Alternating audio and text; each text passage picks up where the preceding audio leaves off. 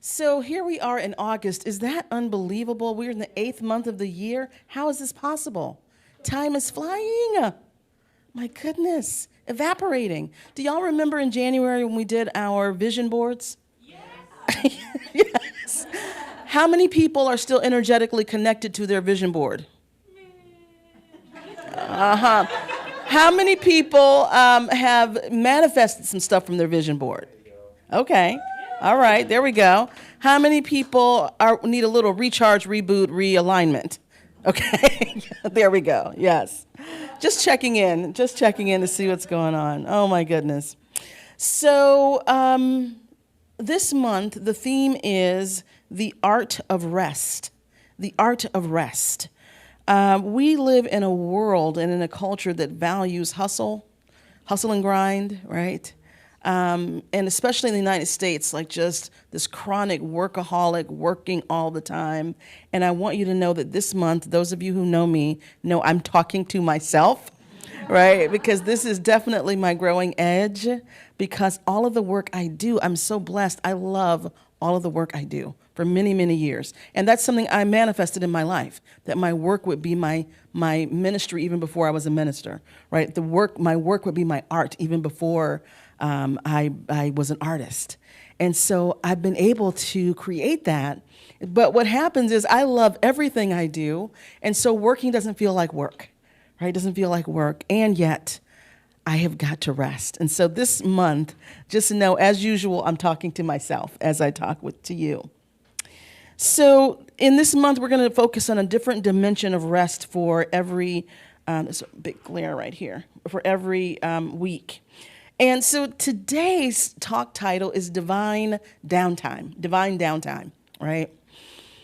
Divine Downtime. You know, downtime is defined as an inactive time, like a time that's a lull between periods of activity, right? Whether it's work, whether it's projects, whatever it is. And you know I'm an executive coach, so I always bring that thread into the work that, whenever I talk, and into the work that I do. And so here's something that's very interesting. And there are 3 big myths that happen why people don't take downtime, why people will not rest, why I won't take downtime, why I won't rest, right? There's 3 big myths that really keep us from resting. And so one of the things I see with my clients is the myth of I don't have enough time.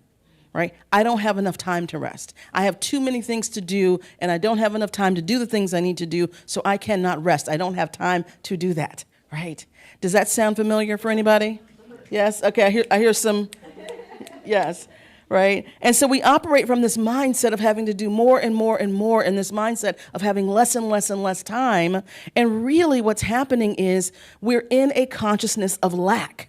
Right, we're operating in a consciousness of lack. We're operating from the perspective and the belief and the thought that there's not enough time. There's not enough time, and so we know that the law is creative. We know our thought is creative, and so if we're saying there's not enough time, what happens? There's not enough time, right? There's not enough time because we create our reality through our thoughts. Right, recreate our reality through our beliefs, through our stories. So if we're running around going, I don't have enough time, I don't have enough time, I don't have enough time, then the law says, oh, okay, here you go, not enough time. You're exactly right, you don't have enough time, right? And then it just becomes this catch-22, right? I don't have enough time to rest, and yet by not resting, what I'm reinforcing is not having enough time. I'm reinforcing that consciousness, right? I'm bringing it to life, I'm feeding it, right? You're feeding the algorithm of not enough. Yeah. And at some point, we have to flip into understanding that, yes, it may appear that our time is a finite resource, but time is man-made and man-constructed, right? It is man-made and man-constructed.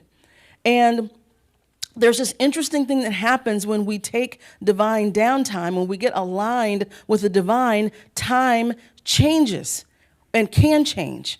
Our experience of time can change. Our experience of capacity can change because we're aligning with the all that is. We're aligning with the eternal. We're aligning with the infinite. We're aligning with that which has no time, no space, no place, right? And when we're aligned with that, then it unlocks all kinds of synchronicities and all kinds of ways that the cosmos is orchestrated for us that moves things along in a way that seems impossible. In the book, The Big Leap, which you know is like my second or third Bible, my coaching Bible, The Big Leap by Gay Hendricks, he talks about this thing called Einstein Time. And what he says is that the more time you spend in your zone of genius, which is your divine alignment and assignment, the more you spend there, the time changes. And there are times where, especially in your zone of genius, where you lose all sense of space and time, right? Or you begin to have experiences where it's like, wow, like how did that, it felt like this, whatever was going on for 3 hours and it was like 15 minutes, right? Have you had that experience, right? Or you're going somewhere and somehow you're just so in the flow and, maybe a trip that should have taken you an hour is now like, we got there in 40 minutes or some weird thing, right? Where you're looking, going, what is going on here, yes? I remember when I was in practitioner training at Agape, and I lived in Silver Lake, which was not near Santa Monica. Let's just put it that way, okay? which is where Agape was at the time, okay? It was not near there, and so having to go to classes, and I was at Agape maybe 3-4 evenings a week and on Sundays, but having to go to practitioner training or any kind of thing in the evening, choir practice, it was rush hour because everything started 6 o'clock, 6:30. And let me just tell you, getting from Silver Lake to Santa Monica at any point, but certainly during rush hour, is a significant event, okay? And many times it was just easier to go through the city, even though it took a lot longer, but that was better than the parking lots that were the freeways, right? But here's what I would find when I was in that container of practitioner training, which was so steeped in spiritual practice, right? And having a teacher, Michael Beckwith, who's a mystic, truly, a human being and a mystic, and just in the practice of oneness, in the practice of seeing the divine in everything, in the practice of feeling and sensing the presence of God as my very life, right? Being in that practice. And here's what I would find a lot of times.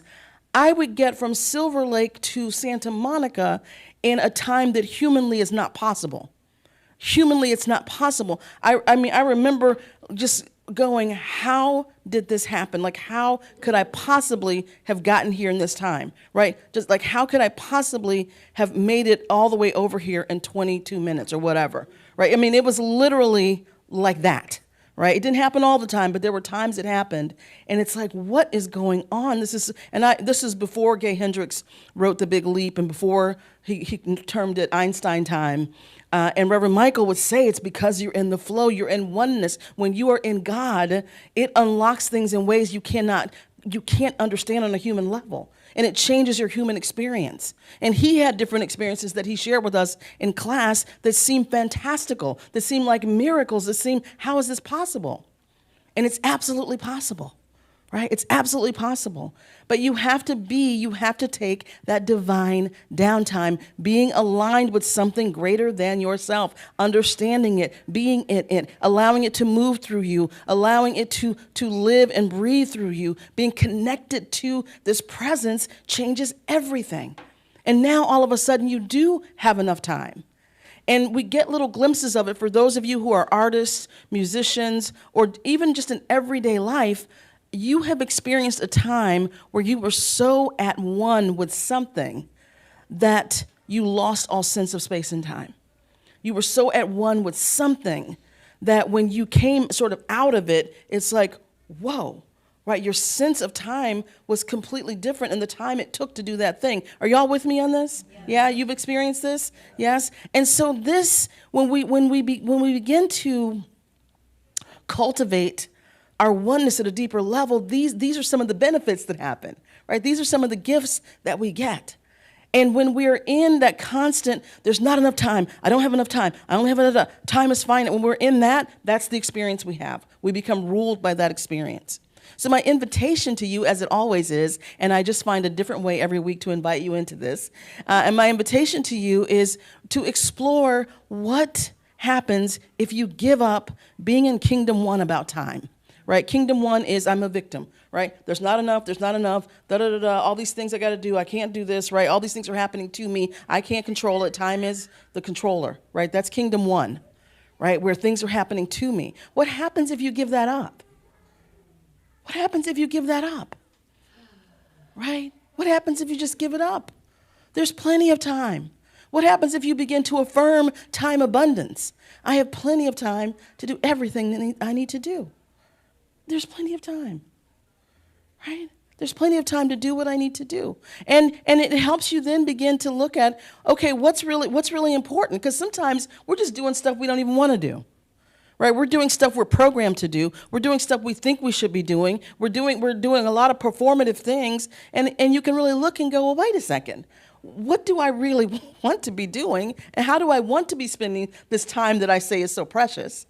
Because that's interesting, right? That's very interesting how, on one hand, we hold on to time, we don't have enough of it, and then we waste so much of it, right? We waste so much of it doing what? What are we doing? What are you doing? Yes? Scrolling, there we go, right? Oh my God, it is so addictive. I had to be on social media more for the Women's Summit that we just did, and I am like, put this crack down right now and move away from it, because it is like, wow, I'm like so pulled into this, right? So, and it's great, but like how many funny I love the dog videos where they talk, I get caught, like, give me a little dog who has talking buttons, I'm done. I'm like all in that, right? There's this one little dog called Waffles who cusses his owner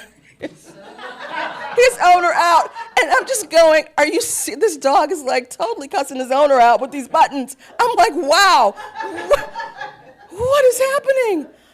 How is this possible? Waffles, check him out. It's like absurd, it's insane, and it's addictive, and it's funny, and it's like, I don't even, just so many things. But the point I'm making is we have more time than we think, right? We have more time than we think. And sometimes we fill up all of our space and all of our whatever because there's something we're avoiding doing, right? There's something that's really calling us. There's something really speaking to us. So the best way to avoid it is pack up all this other stuff around you, right? And then say, I don't have enough time, yes?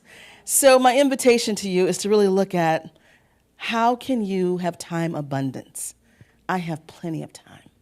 I have plenty of time. I have plenty of time because God is abundant. God has no time nor space nor place. And the more I'm aligned with that, the more I'm given, right?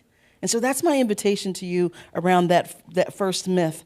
And the other thing I'll say about this, with my clients, what I would see that was so interesting is, so typically I worked with VP to C-level executives, tech executives, and Fortune companies.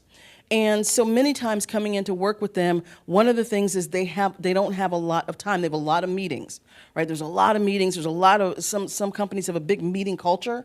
And so one of the things they would always come in with is, I don't have enough time. So, I'm going into this meeting and I'm communicating really quickly and I'm making sure, I'm telling my team this and that. And here's what I noticed.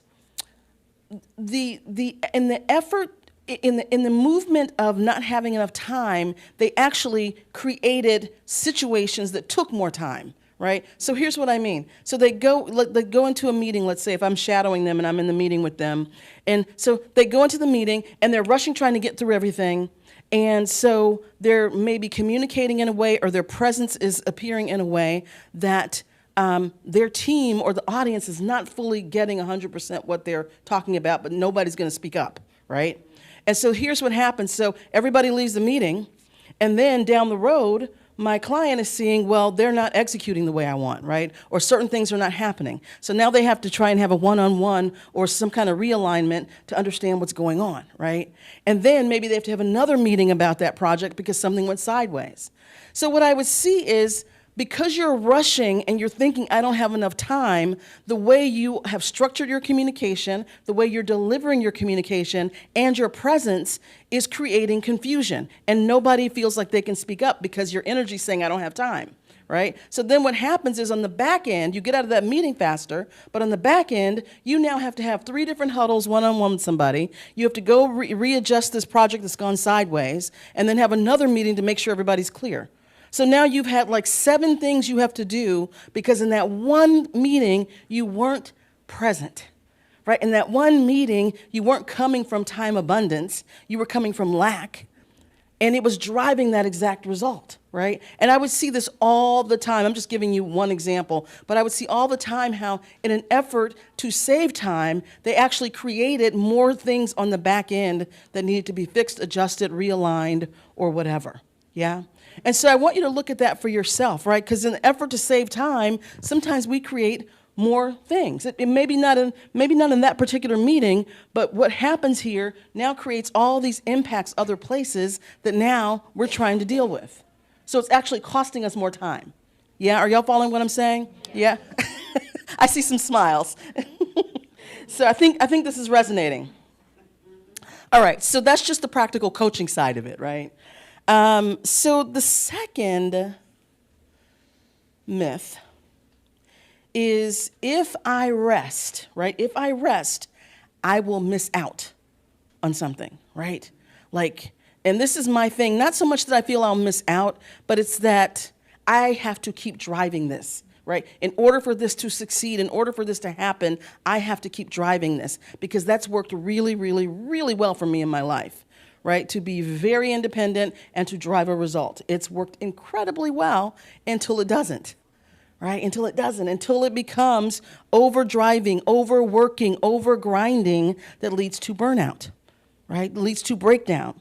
And underneath that, and I know this for myself, underneath that is there is a lack of faith and trust that God is all powerful, that God is all knowing, that God knows exactly what to do and how to do it through me. Right? And knows how to do it through other people because there is a divine design. There is a divine intelligence. It knows how to operate through all things because it created all things. It already holds the answer. It holds the answer. It has the answer. It has the solution. Our job is to open up to that. Right? Our job is to trust that. Our job is to let go and let God. And it sounds so simple, but that is our job. The exact same intelligence that created the cosmos, the exact same intelligence that hung the sun up in the sky, the exact same intelligence that created all of nature. We look at nature, it's so intelligent. The way nature works, the way our bodies work, the same intelligence that created our bodies created everything. It has the answer. It is the answer. Right? So there is no way you can miss out, Rasheryl. You will not miss out, right? You don't have to do everything yourself because God knows how to show up as other people. God knows how to show up as situations. God knows how to show up as finances. God knows how to show up as everything that is needed in order for it to fulfill its own song. Yes? And this is the thing. This is where we get caught. Right? And as human beings, that's part of our learning. This is the earth school that we're in, is that we're in these bodies and we think we're totally autonomous and we think we're separate from everybody else. And we think that and there's some great rewards when you begin to think that you're doing everything yourself. There's some great rewards involved in that.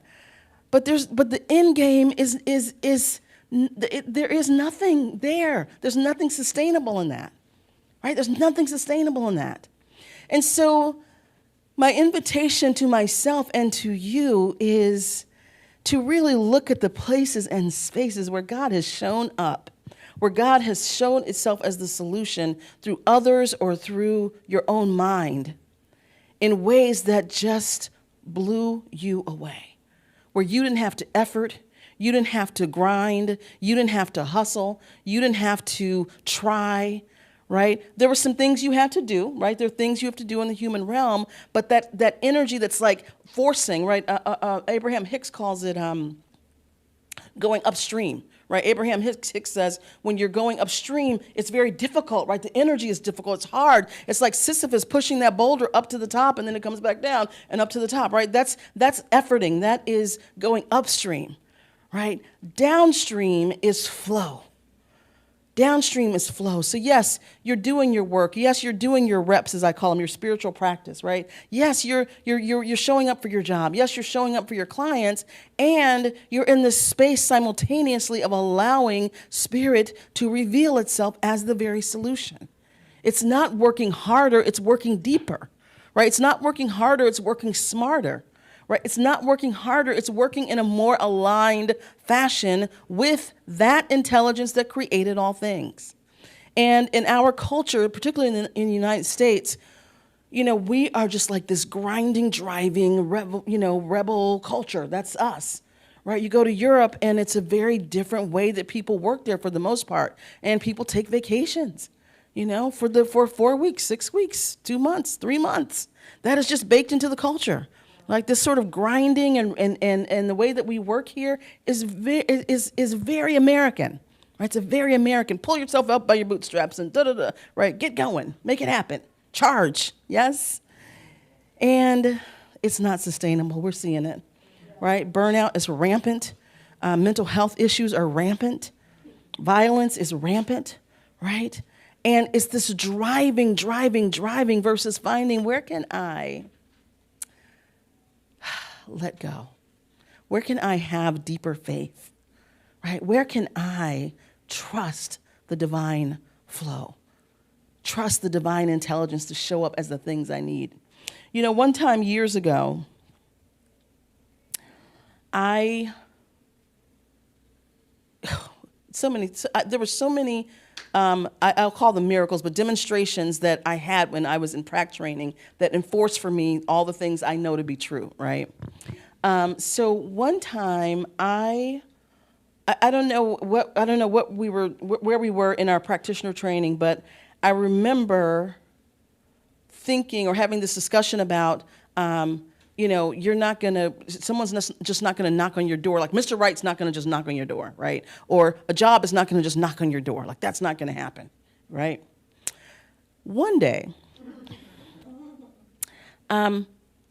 I lived with my mom. We lived in Pasadena at that time, and I think I was sleeping.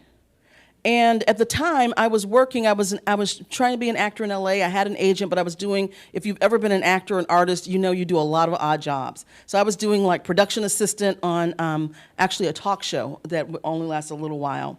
And so anyway, I'm at home. I'm asleep, and my mom comes and knocks on my door and says, "There's somebody at the door who wants to talk to you." And I'm like, okay. And she said, it turned out to be a neighbor, my neighbor's husband, actually. And she's like, well, he wants to talk to you about something. And I said, okay. And so, I got myself together and I came out.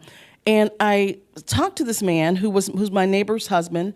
His wife was a sort of a minor celebrity at the time. And she had just gotten a offer to do a talk show and do her own talk show. I think she was a radio personality at the time. And so I had met them like very briefly on the other show I was working on as a production assistant. And as it turned out, we lived in the same complex. And they were from Cleveland, and I was from Cleveland. So we just sort of had that little connection, but I did not know them well. And so this man basically offered me a job on his wife's show. And I ended up not taking it and staying where I was. But this is the point I'm making. He knocked on my door and he offered me a job in production in LA. He knocked on my door and offered me a job. Do you hear what I'm saying? Yeah. He knocked on my door and offered me a job. Out of the blue, completely out of the blue. So here's the point I'm making.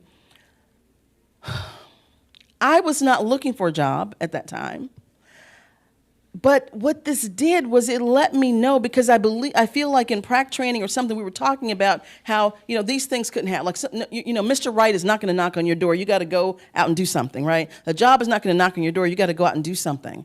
And yes, there are things you have to do, but what that proved to me is I felt like it was God's way of showing me I am more than this, right? I am more than your belief. I can bring anything to you at any time, in any place, in any format, anytime, anywhere, because I'm all that there is. I can find you anywhere. You're asleep in Pasadena? Gotcha, right there, right? I'm sending this person to knock on your door, right? You're in, whatever, you're in Silicon Valley on the 5th floor, the elevator's not working, no problem. I'm right here to make sure this is happening. Yes, that's what that did for me. It was like, what? How is this possible? There are people trying to get jobs like this in LA. I don't even want to be in production. I want to be an actor, right? I don't want to be a producer. But it just struck me. It was like, God is so powerful, even in the most I want to say minute ways, but I also want to say like the most everyday ways. Because we think about miracles and demonstrations as like, Moses and the tablets, right? I love the 10 Commandments with Charlton Heston, right? He comes down from the tablets, his hair is gray, he's like tanned and everything, right? He comes down from the mountain, like that miracle, right? And usually miracles, we think these big things like claps of thunder and ba-da-da-da, and like all this stuff happens, and like all of a sudden, I'm like skinny and my hair is gray or something, right? And that's not what it is. That is not what it is. It is the little morsels, the little tidbits, the little transformations, the little blessings, the little mercies, the little things that Spirit shows up and says, I am more than this, right? I got you, right? Spirit shows up and says, I know all about you. I know what you want. I have what you need, right? I am the answer. Spirit shows up in these little ways in our lives. And so that was a big thing for me. And let me be very clear. When I am looking for something or want something, I am aware there are things I have to do. So I'm not thinking, like I just sit back, right? But I let Spirit guide me into what I need to do versus my fear guiding me into what I need to do, right? Let Spirit tell me what I need to do. Oh, I got to put an online profile in eHarmony? Okay. Right? Right? If Spirit guides me to do that, that's what we do, right? But I can't let fear and I can't let the world voice say, well, if you want to do this, you got to do that. And if you want to do that, you got to do this. And there's no way this can happen. That's not true. God knows all about it, right? And that's the thing I just want y'all to get from this is that God knows all about you and everything, and it has the answer. And our job always is to let go of anything that would block the answer, and usually it's our fear. Usually it's the world conditioning. Usually it's the story we're telling that is the big block. And Spirit's just standing by, sending a helicopter, an airplane, all the different things, right? And we're just so scared we can't even see that our salvation has come to us multiple times. Yeah, y'all following me? Okay, final myth. I love the final myth is that rest is lazy. This is a big one, particularly for Americans. This is a very big one. Rest is lazy. You're just lazy. You're lazy. Wake up. Don't take a nap, right? How many people have that voice? Yeah. And here's what I know for certain. Very few people I know are lazy. Like if you get up every day and breathe, right, in this world, if you can just make it to dinner time, right, if you could just make it through the day to dinner time, you have done a thing, right? You have done some things. Nobody I know really is lazy,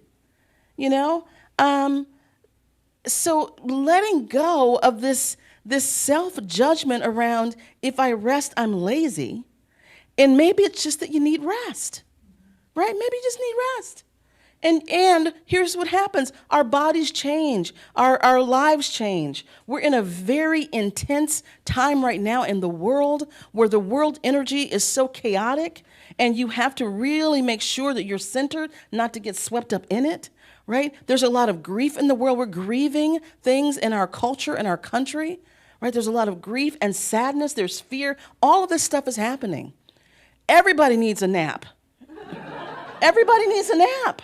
Right? It's not lazy. We're trying to navigate through a time in history that is really cataclysmic, right? This is a once in an era change and shift that is happening. There are things happening in this country that have not happened for hundreds of years, right? And so it's just, it's a very difficult time. And so just be easy on yourself. If you need to rest, rest. If you need a nap, nap. That is something I have started experimenting with when I over the last couple of weeks. Instead of spending a lot of time being insane after 3 o'clock, which Jenna has experienced and my mom has. Right, rut-row, exactly.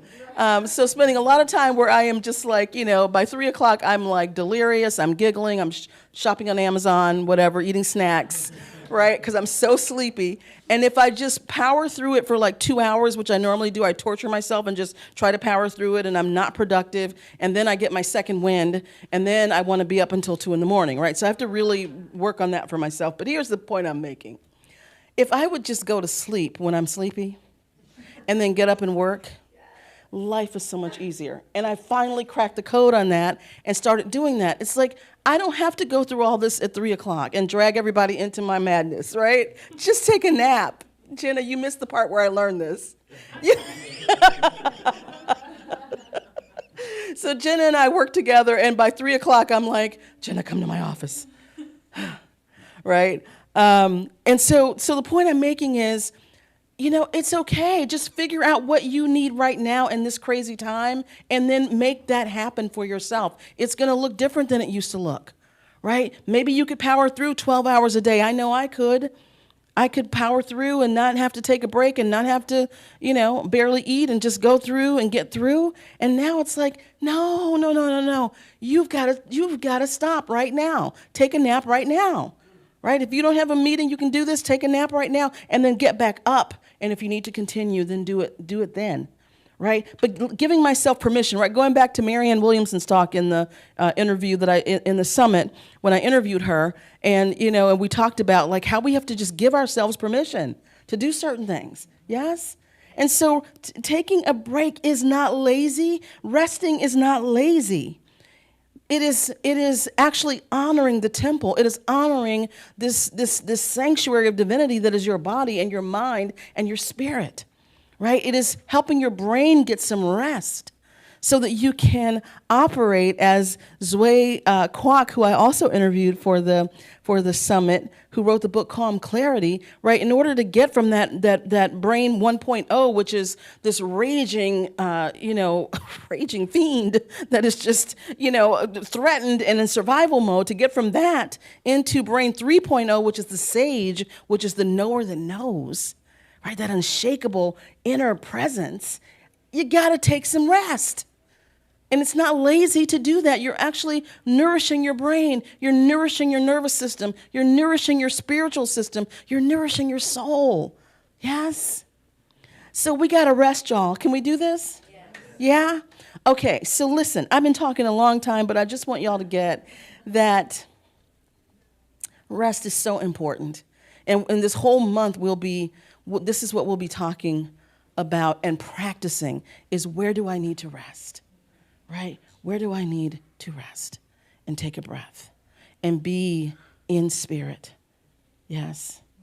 Folks are yawning right now. Yes, I love it. I love it. Okay, beloveds, let's turn within.